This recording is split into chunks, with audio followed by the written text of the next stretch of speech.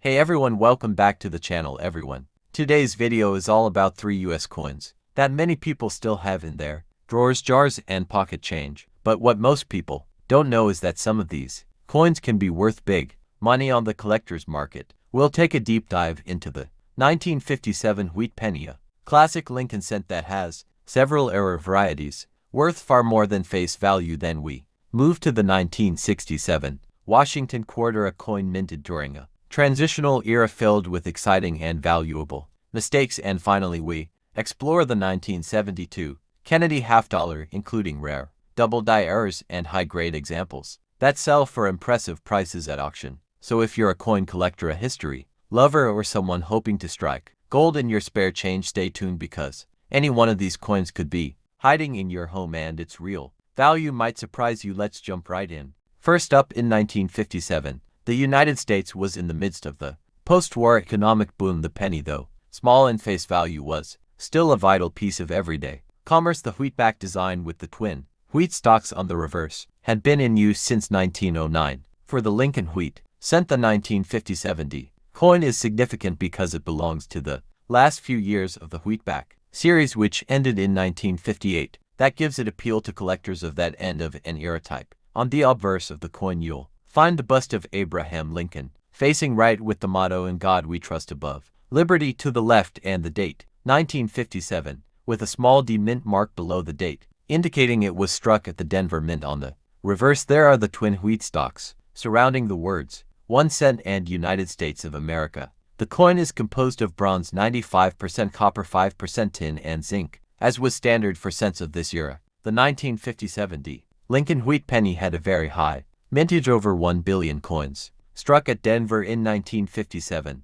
Because of that large mintage from a purely how rare is the coin standpoint, it is not considered a key date or extremely rare in typical circulated condition. But as with all coins, condition, color, brown versus red, and any error or variety can significantly affect value. When assessing a 1957 penny, collectors focus on a few key things: color, red versus red, brown versus brown, luster, strike quality, and presence of bag marks or contact marks. Uncirculated coins graded at higher levels, MS65, MS to 66 or better, are much scarcer than the face value coins found in circulation. According to price guides, for example, a mint state MS63 example is maybe worth around 75 cents US, whereas one graded MS67 plus might fetch thousands. What is this coin worth? According to a recent values table, a 1957 and about uncirculated may be worth a few dollars, and MS to 60 for maybe around $10, MS 65 around $17,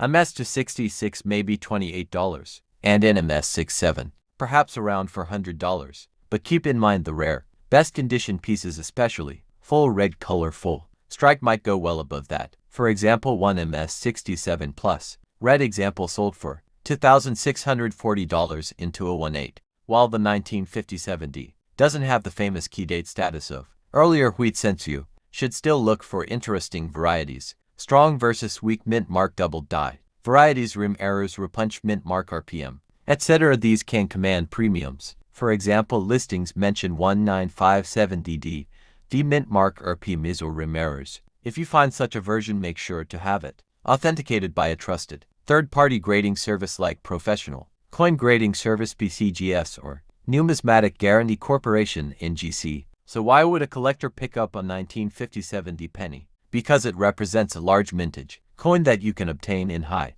grade without spending thousands. If you're not chasing the ultra top grades, it fits nicely into the broader Lincoln wheat cent series, and it offers opportunities for upgrade collecting, starting at lower cost, potentially moving to better grade or interesting variety. Also, the wheatback design has nostalgic appeal. If you're looking to acquire one, here are some tips. Purchase from reputable dealers who guarantee authenticity and grade. Inspect the coin under good lighting or magnification. Look for color, luster, strike, bag marks. Avoid coins that have been clean dipped or damaged. These reduce value. Store coins in holder flips, capsules, or archival quality coin albums. Avoid PVC-based plastics. If you believe you have a rare variety, RPM, double die, etc., get it slabbed by PCGS, NGC. Always check recent auction prices rather than relying on outdated catalog values when creating your video. Show high-resolution close-ups of the Obverse and reverse of the coin show the D mint mark. Highlight color differences. Brown versus red.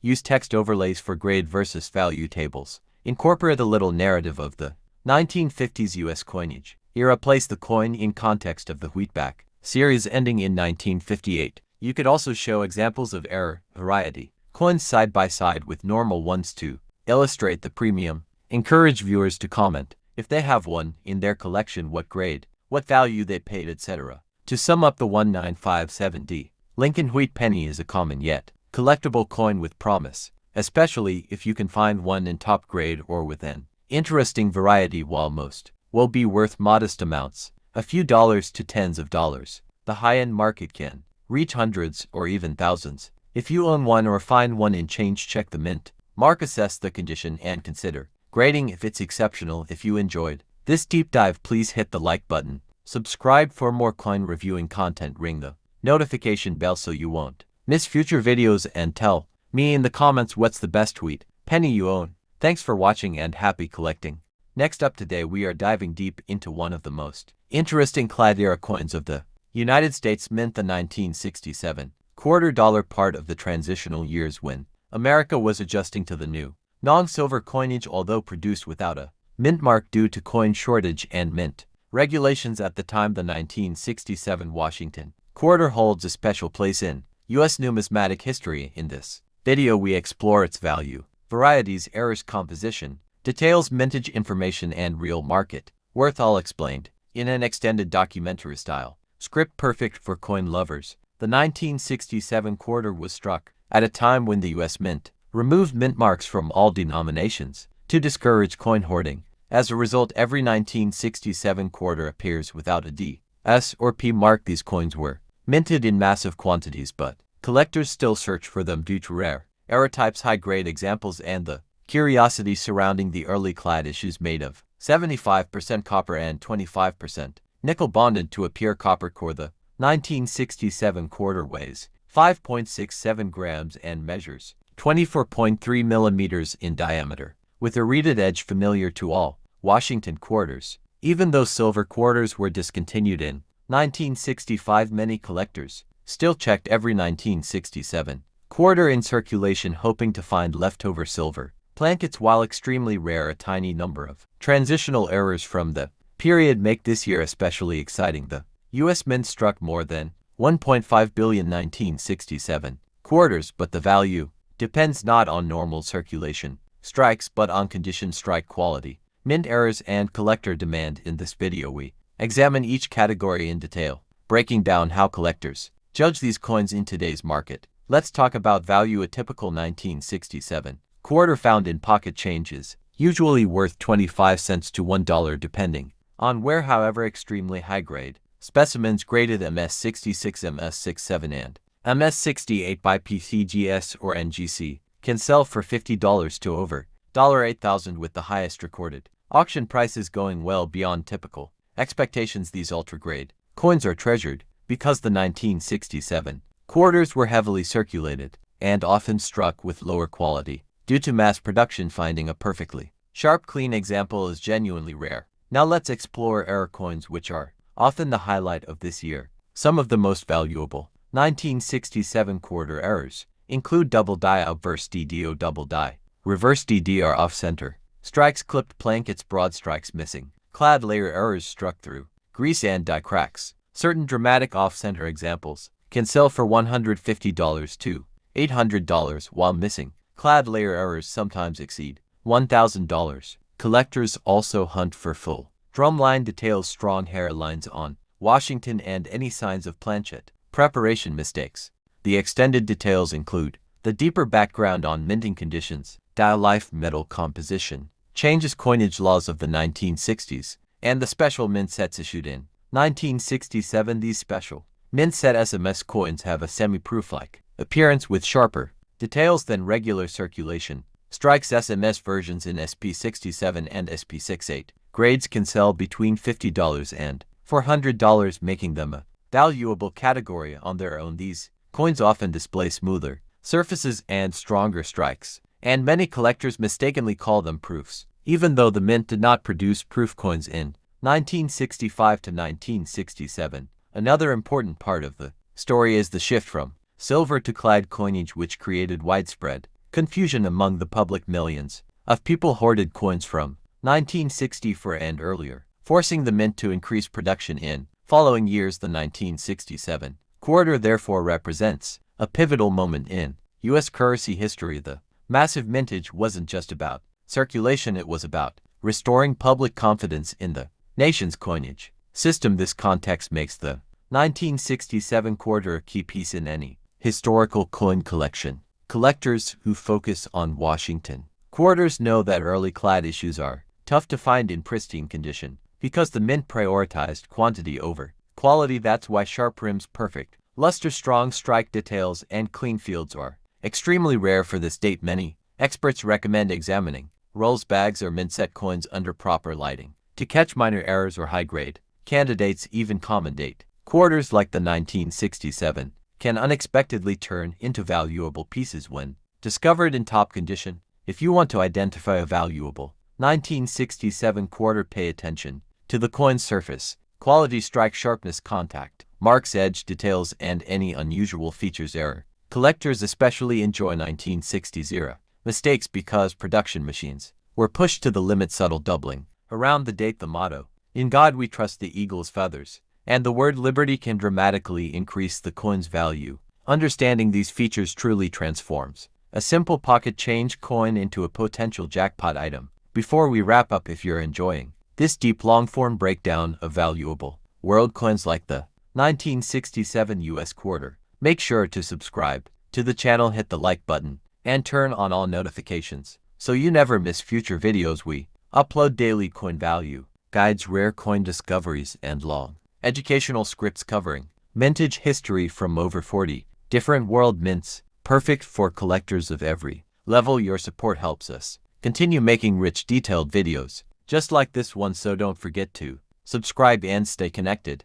Next up in today's video, we're diving deep into one of the more common yet interesting U.S. coins, the 197 Kennedy half-dollar, struck at the United States Mint's Denver facility. The Kennedy half-dollar series began shortly after President John F. Kennedy's assassination, and by 1972, the coin had transitioned fully into the copper-nickel clad format rather than silver. We'll cover its origins, production numbers, how to evaluate condition, typical values, rare varieties you should watch for, and tips for collectors and hobbyists. Let's start with the background. The Kennedy half-dollar was first released in 1964 as a memorial to President Kennedy. By 1970, the half-dollar coin was no longer in silver for circulation. That ended earlier and was struck in a copper-nickel clad composition. The 1972 version, the D mint mark for the Denver Mint, had a mintage of 141,890,000 pieces. The obverse features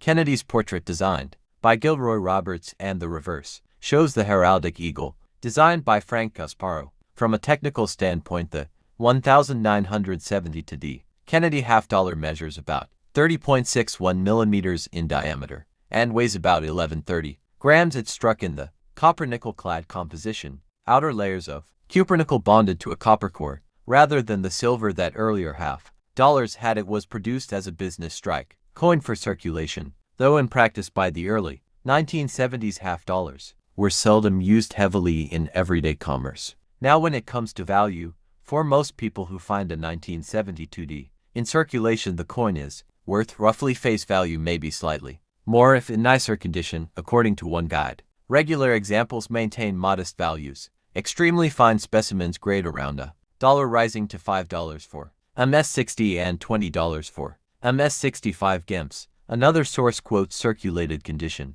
worth between 60 cents and 75 cents. So if you've got one you just found in change, don't expect huge value, but it's still a collectible. However, and this is important, condition and variety make a massive difference. Uncirculated mint state coins with strong strike and full detail can fetch noticeably higher. For example, one guide lists an estimated value of $3.58 or more in uncirculated MS Plus for the 197 on the rare edge. Special varieties, which we'll discuss shortly, trade for hundreds or even thousands of dollars. For example, one example of the no FG missing designer's initials, Variety from 1972D sold for $2,485 in 2016.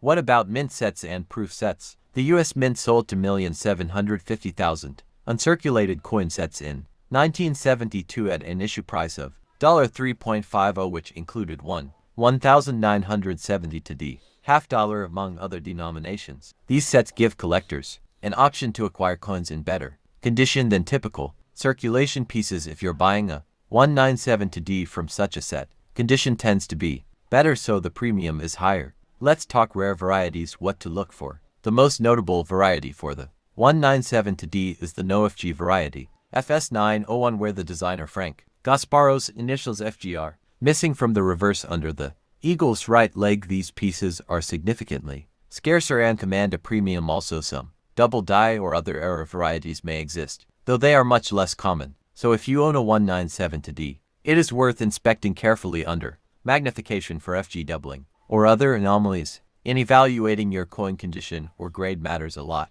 Look for things like full detail on Kennedy's hair, minimal wear on high points, full luster, and absence of major scratches or marks. Coins in mint state MS grades, especially MS65 and above, are where you'll see significant premiums. According to one source, MS66 or MS67 grade examples become conditional rarities. Also crucial, certification by a reputable grading service like Professional Coin Grading Service PCGS or Numismatic Guarantee Corporation NGC, can affect value and marketability. For collectors or investors, what's the takeaway? If you already own a 197 to D Kennedy $0.50 in average circulated condition, it's unlikely to be worth a mint, but it has numismatic interest and maybe a modest premium over face. If you're hunting for one in top condition or one of the rarer varieties, your reward could be significant, but you'll pay significant premiums. To always check for authenticity, condition, and variety. Also, documenting provenance and certification helps. It's also a fun educational piece because it bridges modern coinage with historical memory Kennedy and shows how mintage and minting process affect value. So to wrap up, the 1972D Kennedy $0.50 is a widely available coin with a large mintage. So for most pieces its value remains modest, but condition and the right variety can change everything. Whether you found one in change or are hunting for a top grade specimen, the key is check details, check condition, and consider getting it graded. If you're just beginning with coin collecting, this coin is a good starting point, inexpensive, but also provides a gateway to understanding how coin grading, rarity, and mint varieties work.